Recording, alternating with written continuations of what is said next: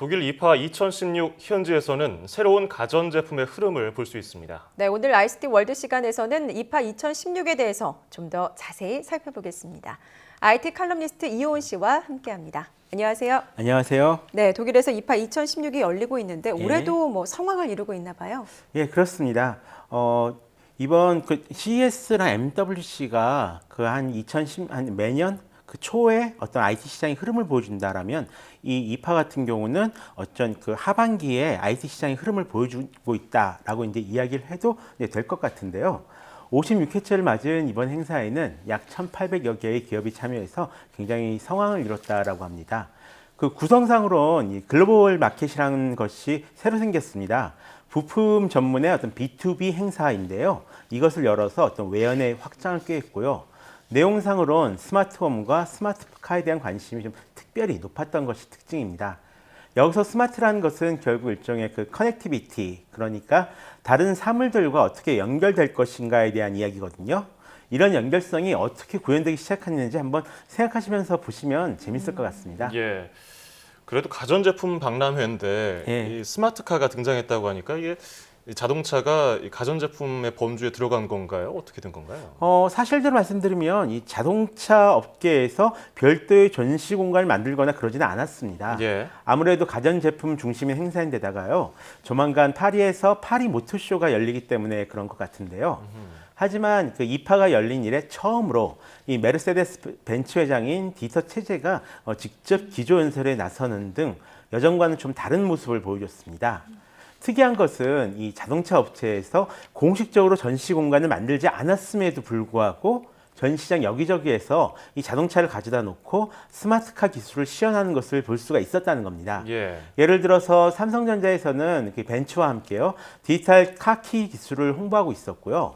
LG전자에서는 폭스바겐과 함께 스마트홈 연동 기술을 선보이고 있었습니다.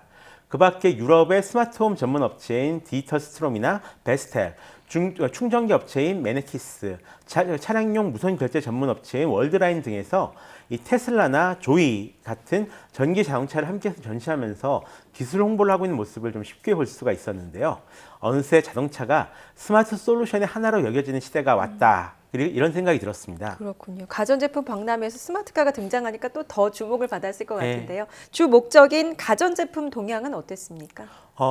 올해 이파에 출시된 가전제품들의 특징이라면 이 프리미엄과 스마트홈이라고 할 수가 있을 것 같습니다.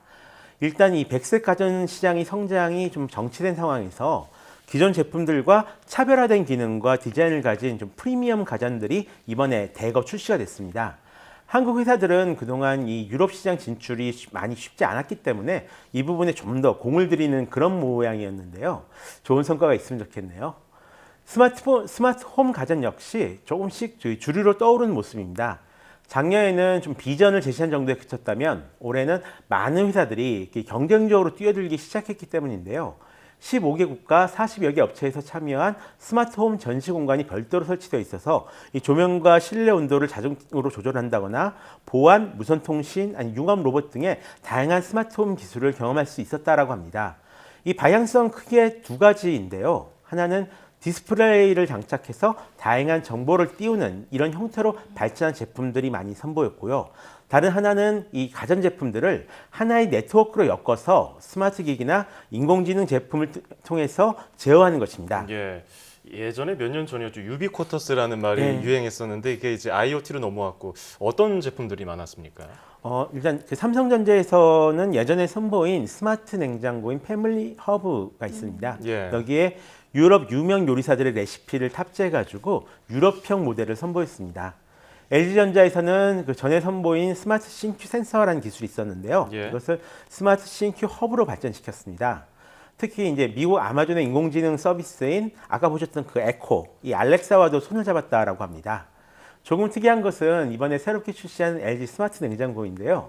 노트북 컴퓨터처럼 풀 버전의 윈도우즈 10이 설치되어 있다라고 합니다. 또 유럽 가전 회사들은 각각 그 스마트홈에 대한 다른 비전을 가지고 있음을 이번 이파에서 발표했는데요. 예를 들어서 지멘스 같은 경우엔 이 냉장고나 세탁기 등의 생활 가전을 중심에 놓은 홈 커넥트에 대한 비전을 발표했습니다. 또 그런 비전을 가지고 첫 출시한 제품이 바로 인공지능 커피 머신인 EQ9 커넥트입니다. 자신의 커피 취향만 입력하면 알아서 최적의 커피를 뽑아주는 그런 머신이라고 합니다. 그렇군요. 커피를 굉장히 좋아하는 분들에게는 네. 아주 유용한 그런 제품일 것 같은데요. 이번에 또 의외로 로봇이 많이 선보였다는 소식도 있더라고요. 네, 그렇습니다. 예전부터 이파의 그 가전제품 형태의 로봇은 종종 자주 좀 선보였었거든요. 예를 들어 뭐 지붕에 쌓인 낙엽을 치워준다거나 아니면 세탁한 옷을 자동으로 개준다거나 아니면 창문을 닦아주는 로봇이나 이런 것들이 좀 많이 선보였었는데요. 이번엔 좀 특이하게 가전 로봇이라고 해야 할까요? 또는 이 스마트홈, 이 사물 인터넷의 허브 역할을 해준 로봇들이 다수 선보였습니다. 소니에서는 예전에 발표한 엑스페리아 에이전트를 개량해서 선보였는데요. 음성 인식을 통해 가전제품을 제어하는 그런 스타일의 로봇입니다. 일종의 스마트 허브 역할을 하는 셈이죠. 예. 특이한 것은 로봇 머리에 이 사람 눈 같은 애니메이션이 표시되어서 굉장히 귀엽게 느껴진다는 건데요. 이를 통해서 사람들이 이 로봇 에이전트를 처음 사용할 때 가지게 되는 좀 부담감을 좀 줄여준다라고 합니다. 또 지멘스에서 처음 선보인 마이키는 이제 내 주방의 요정이라는 의미를 가지고 있는데요. 네. 역시 말을 걸면 대답을 하는 형태의 로봇입니다. 레시피를 자동으로 찾아준다거나 아니면 요리할 때 음악을 들려주기도 하고요. 주방의 모든 가전과 연결되어서 제어를 할 수 있다고 합니다. 또 하이얼의 유봇도 이와 비슷한 용도의 로봇으로서 선을 보였습니다. 예. 요즘에 이제 CES나 MWC, 이파까지 별로 경기가 없어지는 것 같아요. 네. 왜냐하면 이파에도 IT 제품들이 많이 나왔네요. 그렇죠. 굉장히 이번에도 많이 선보였는데요. 예. 원래 이파가 이 IT 제품들로 눈길을 끄는 전시회는 아니었습니다. 아니었는데 이번에 좀 주목할 만한 제품들이 꽤 많이 선보였던 셈이고요. 예. 그 중에서도 가장 사람들의 입에 많이 오르내리는 제품은 레노버에서 선보인 요가북이라는 제품입니다. 접었을 때 두께가 9.6mm에 불과하고요. 무게가 690g밖에 안 되면서도 와. 15시간이나 사용할 수 있는 10.1인치 크기의 노트북인데요. 예. 이런 제품이 나올 수 있었던 이유는 이 노트북의 키보드를 버렸기 때문입니다. 대신 키보드가 있을 자리에 터치 패널을 장착해서 필요할 때는 이 키보드 모양을 어떤 표시를 해가지고 사용을 한다라고 합니다. 예. 또 펜으로 필기한 내용을 그대로 컴퓨터 안에 저장을 할 수도 있고요. 또 모토로라에서는 모토 Z 플레이를 공개했습니다. 백커버 형태의 모듈을 교체하면서 사용할 수 있는 그런 제품인데요. 진짜로 인기를 모은 것은 함께 공개된 핫셀 블라드 트루줌 카메라 모듈입니다. 모토 Z 플레이에 이 모듈을 띄우면 이 스마트폰이 1200만 화소의 광학식 10배 줌 렌즈를 장착한 그런 카메라로 변신한다고 합니다. 네, 확실히 이번 이파 2016은 규모가 좀 더 커지고 다양성이 좀 많아 보이고요. 또 생활의 편리함을 한층 더 높여줄 만한 제품들이 많이 나온 것 같아서 앞으로 더 기대가 되는 것 같습니다. 자, 지금까지 IT 칼럼니스트 이온 씨와 함께 이파 2016에 대해서 자세히 살펴봤습니다. 오늘 감사합니다. 고맙습니다.